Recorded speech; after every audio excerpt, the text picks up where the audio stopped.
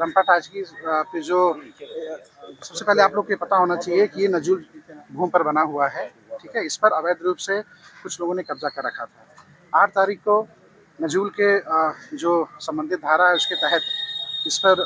DM साहब के निर्देश पर ईओ साहब द्वारा संबंधित अवैध कब्जेदार को नोटिस दी गई थी और 15 दिन का समय दिया गया था कि स्वयं इसको खाली कर लें। उसी क्रम में जो यहाँ पर अपना कब्जा बताती थी श्रीमती मनोरमा शुक्ला और उनके द्वारा एक अनऑफिशियली एक व्यक्ति शकील को अधिकृत किया गया था जो यहाँ पर हॉल के अंदर अपना सामान वगैरह रह रहा था और यहाँ पर जो दुकानदार या जो आवासीय रूप में इसको यूज कर रहे हैं उनके द्वारा किराया मनोरमा जी द्वारा लिया जा रहा था। तो कल मनोरमा जी से उनका स्वयं फ़ोन आया, शकील का स्वयं फ़ोन आया। उन्होंने स्वेच्छा से नोटिस के आधार पर रंपा टाकीज को जो इसका हॉल है उसको खाली कर दिया और आज हम लोगों से चाबी लेने के लिए कहा गया था, जिसके क्रम में हम लोग यहाँ पर चाबी लेने आए थे। तो यहाँ पर पाया गया कि चांद जो यहाँ पर एक फ्रिज की दुकान किए हुए हैं उन्होंने कुछ सामान हॉल के अंदर नहीं, उसके बाहर जो चैनल था उसमें थोड़ा सा रखा हुआ था,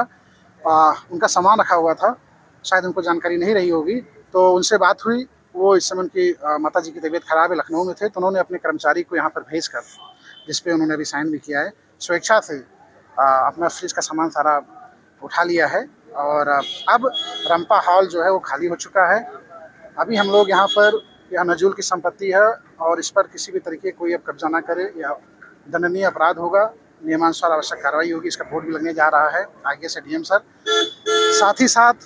यहाँ आने पर एक कुछ लोग परेशान हैं जो यहाँ दुकान चारों तरफ जो दुकानदार हैं या आवासीय गतिविधियाँ कर रहे हैं, उनको डीएम साहब का जो निर्देश है हम देना चाहेंगे आप लोग के माध्यम से। कहा गया है कि सिर्फ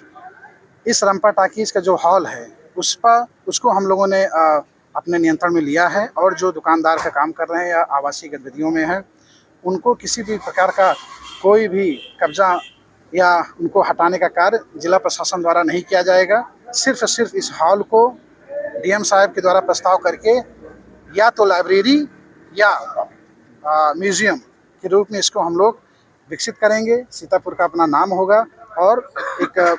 धरोहर, प्राचीन धरोहर के रूप में इसको याद रखा जाएगा, यही काम किया जाएगा। तो आप लोग जितने भी यहाँ व्यवसायिक गतिविधि कर रहे हैं, आवश्यक गतिविधि कर रहे हैं, अब किसी को भी कोई किराया ना दें। डीएम साहब द्वारा, हम प्रशासन द्वारा एक आप लोग का स्थिति को देखते हुए एक किराया मानक निर्धारित किया जाएगा, जिसका पैसा सीधे नैमिषारण्य ट्रस्ट को जाएगा और नैमिषारण्य का